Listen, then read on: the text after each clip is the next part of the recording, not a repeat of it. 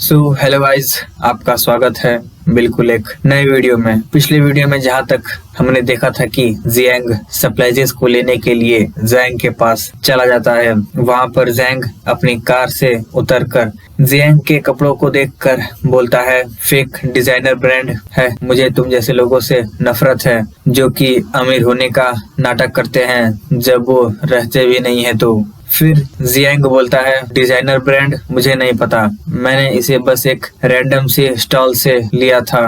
फिर जैंग यांग ताओ को गुस्से से बोलता है कि यही है बड़ा क्लाइंट जो तुम बात कर रहे थे, तुमने मेरा समय बर्बाद कर दिया।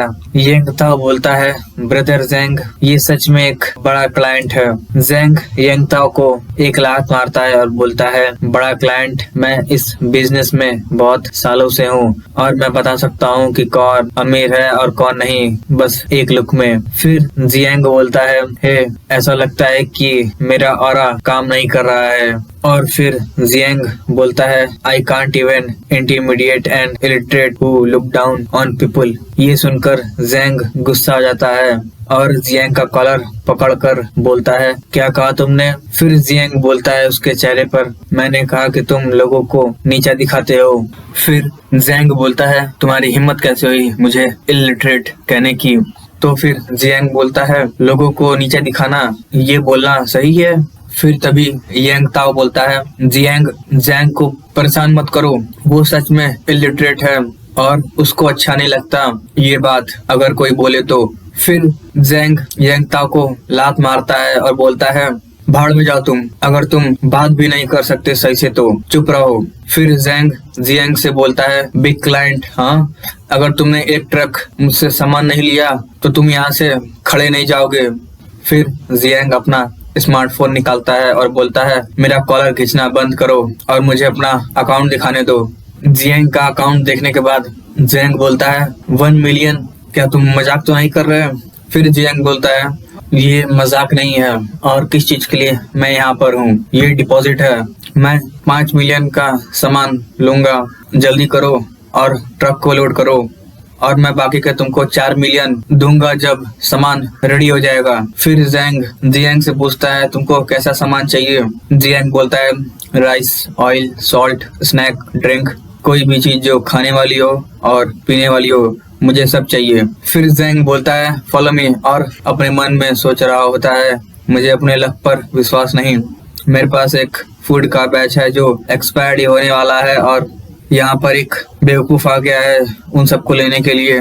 फिर वो तीनों स्टोरेज रूम के अंदर चले जाते हैं जहाँ पर सारा सामान रखा रहता है, जहाँ पर जैंग बोलता है, अगर तुम ये सारा लोगे तो मैं तुम्हें 10% का डिस्काउंट दूंगा। फिर जैंग बोलता है, कैसा रहेगा ये बस गुड्स के क्वालिटी पर डिपेंड करता है। फिर जैंग एक पैकेट को लेकर देखने लगता है और बोलता है, बस ऊपर के पैकेट को छुड़ाकर अंदर का सब कुछ एक्सपायर ही हो गया है। ये सुनकर जैंग मन में सोचता है अपने, मुझे नहीं पता था कि इसे पता है कि बिजनेस कैसे किया जाता है। और फिर बोलता है, अगर तुम ये सब नियरली एक्सपायर्ड गुड्स लोगे तो मैं तुम्हें 50% का डिस्काउंट दूंगा, कैसा रहेगा ये? फिर जियांग बोलता है, कोई जरूरत नहीं, मैं अपने 5 मिलियन से बेस्ट क्वालिटी का सामान खरीदूंगा, मेरे पास कुछ दूसरा प्लान है इन सब एक्सपायर्ड फूड के लिए। जियांग बोलता है, कैसा प्लान? जियांग बोलता है, जैसा कि तुमने कहा था 50% ऑफ, मैं ये सब सामान लूंगा जो एक्सपायर होने वाला है, पर इसका पेमेंट 1 महीने बाद सेटल होगा। फिर जियांग बोलता है, सच में? क्या हो अगर ये सारे सामान एक्सपायर हो गए और तुमने मुझे पे नहीं किया तो? फिर जियांग बोलता है, चिंता मत करो, मैं तुम्हें अपने घर के पेपर्स दूंगा। जियांग बोलता है जियांग से, तुम्हें पता है कि ये सब एक्सपायर होने वाले हैं और फिर भी तुम्हें ये चाहिए, क्या तुम मुझे बता सकते हो कि तुम इन सब चीजों का क्या करोगे?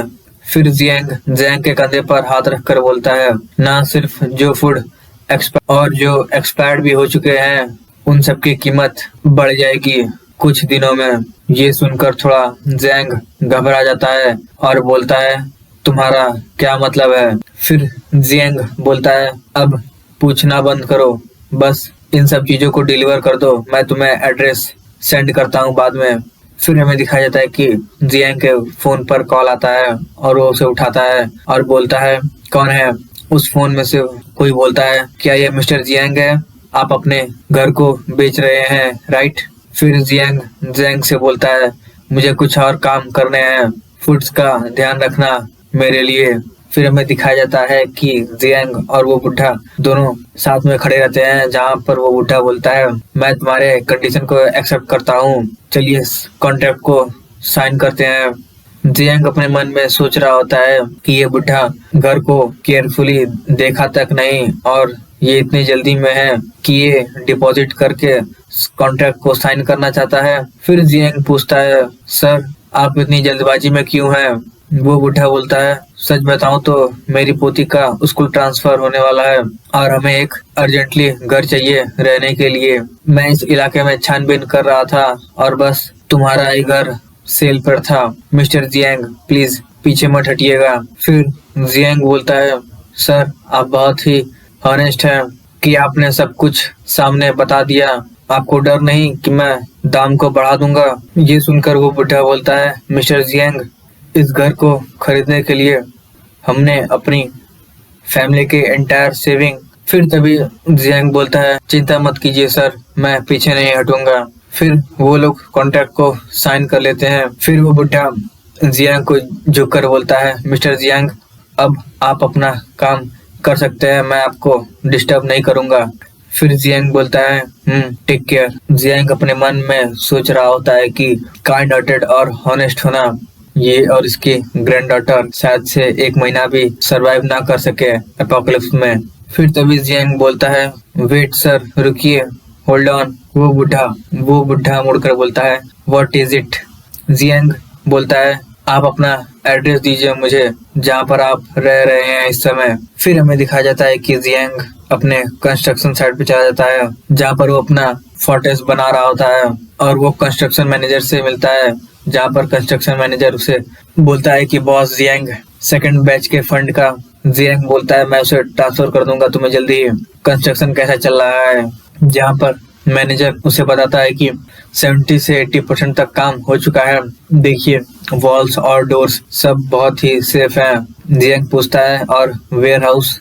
मैनेजर बोलता है वेयर हाउस एक अनफिनिश्ड फैक्ट्री थी जो कि क्लीन हो चुकी है और यूज करने के लिए रेडी है। फिर जियांग को कॉल करता है और बोलता है सामान को लाओ। फिर हमें दिखाया जाता है कि बहुत सारे वर्कर सामानों को रख रहे होते हैं और बोलते हैं कि बॉस बहुत ही दयालु हैं जो कि हर एक को 2000 दे रहे हैं काम करने के।